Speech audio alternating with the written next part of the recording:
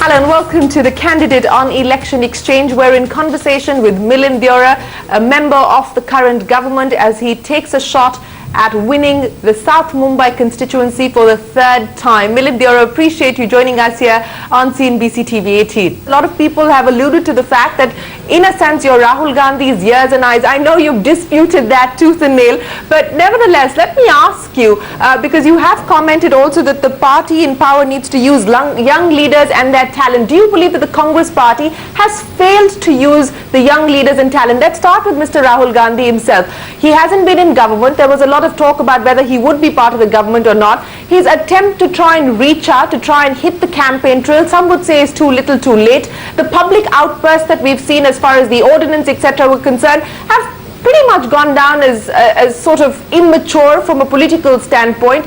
Do you believe the Congress has failed to tap the power of the youth, and hence Narendra Modi has been able to connect much better with the youth? Look, firstly, let me answer your first point about Milind Deora being Rahul Gandhi's weather vane.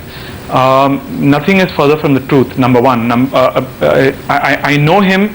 I've known him before we got into politics, but he's never involved me politically in various assignments. So I don't have a working professional relationship that people think I do with him, number one. Should we have done better in terms of involving the youth? I think, look, I've said this in the past also, that when we came back to power in 2009, I wish Rahul Gandhi got into government. I wish he got into government and worked with Dr. Manmohan Singh. I thought it would have been a very good, healthy combination of youth and experience, of wisdom, a lot of grey hairs and a lot of young blood also. That didn't happen, and there's no point going back to the past and sort of looking at it in hindsight and saying, I wish we did that. But I do believe that Congress has given a lot of younger leaders a lot of important responsibilities. When I look at some of the ministers and my colleagues out there in the government, look at Sachin Pilot. He's the Minister of Corporate Affairs, which is a very critical ministry. Sachin, piloted the passage of the new companies bill in Parliament. Look at Jyotiraditya Scindia, who's an independent minister with independent charge of a very critical infrastructure ministry like power. I've been given the responsibility of IT, telecommunications and shipping recently. So I agree with you there, Milind, but let me put the other point of view across to you. If this is a party that Rahul Gandhi wants to re-engineer, this is a party that Rahul Gandhi wants to restructure, he's been talking about changing the orientation and the DNA, then why is it that people that you named, Sachin Pilot gets put in charge of Rajasthan just before the elections, and Jyotiraditya Scindia is put in charge of Madhya Pradesh, when there is very little that he can actually do to turn the fortunes of the Congress party around? That is what doesn't reconcile. You hear what Rahul Gandhi says, but then you see a completely different reality on ground. But look, Shireen, no one is saying that there isn't room for improvement. I'm not saying we're a perfect party and we're doing everything perfectly. Of course, there's a lot of room for improvement. There's a lot of scope for making the right kind of changes, both in the party and in government. And I think it's fair to conclude, and it's fair to say that we didn't communicate a lot of our strengths as effectively as we should have in the last 2 or 3 years especially. It's also fair to say we didn't communicate our weaknesses or the allegations thrown against us, because a lot of them might be frivolous, a lot of them might be grossly exaggerated.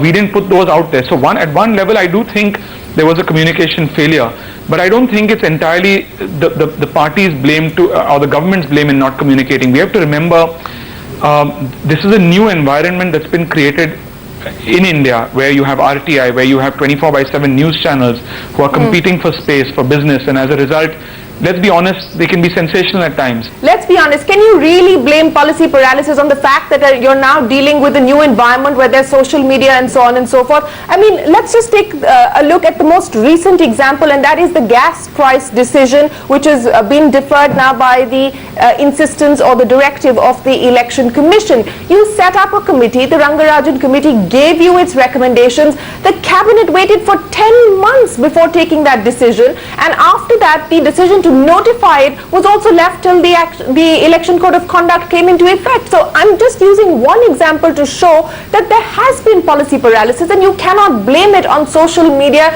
or 24/7 news channels. No, I'm not blaming it on anyone. I accept that taking decisions, look, I'm just saying that there's a new environment been created in our country. Pre-2005, Shireen, please remember, we didn't have RTI in our country. Every government that ran India for the last so many decades operated in a non-RTI regime, where any file that was signed by a minister wasn't available to the public for, it wasn't transparent. India has changed considerably. India has changed in the last few years, and India is going to take time to settle down, and it's going to take time for all of us collectively to settle down, not just government. It's going to take time for government, industry, the media, the citizen, all of us to find a pace and a rhythm that is going to be sustainable. But that's not going to happen if A or B comes to power. It's going to take 2 or 3 years to settle down regardless of who's in power. So that's a message I'd like to give to the investor community, to the financial community, that don't buy the hype that parties, especially like BJP, tell you, because that hype is very similar to what they were selling the people of India in 2004, and then the people of India were proven wrong after the elections. Since you touched upon the promises the BJP is making, especially as far as the economy is concerned, there seems to now be a realization, even within the Congress party, that the emphasis on this business of economics of entitlement, on scheme-based guarantees that the Congress has promised, has not necessarily worked. Yeah, look, if you ask me, frankly, for my personal opinion, my personal opinion is that freebies don't work, and freebies are unsustainable. And I think whether it's my government or it's someone else's government, or if you saw the most extreme stage, the most irresponsible extreme, which is the AAP government in Delhi, freebies are dangerous, and freebies ultimately fool the taxpayer and fool the public into believing that they're getting a subsidy, when actually you're putting money in one pocket and taking money from the other, taking money out of the other pocket. The Congress manifesto will be unveiled tomorrow. Give us a sense of what we can expect, or at least what you would like to see as far as the Congress's economic agenda is concerned. Your constituency is going to be watching out very, very closely. I fundamentally believe that ultimately what determines economic growth in our country is political stability. And what really determines political stability is social acceptability in our country. And that is a fundamental difference between a Congress-led government and a Narendra Modi-led BJP government. The reason I believe, and I think that's something that should come out in our manifesto very clearly, that a Narendra Modi-led BJP government cannot provide the kind of political stability needed for economic growth in our country, is because someone like Narendra Modi lacks social acceptability in our country. And that there's a fundamental difference between a Modi-led NDA and a Vajpayee-led NDA. And that is something which should come out in the manifesto, because that is a really important message to investors, whether you're a retail investor, whether you're a foreign institutional investor, whether you're a strategic investor, whether you're a private equity investor or an investor in secondary markets. You need to understand that a Modi-led government is unsustainable socially and politically in the long run. And there are an exclusive conversation with CNBC TV 18 over there. But up next on India Business Hour, no relief for Rajat Gupta, an appeals court in the US.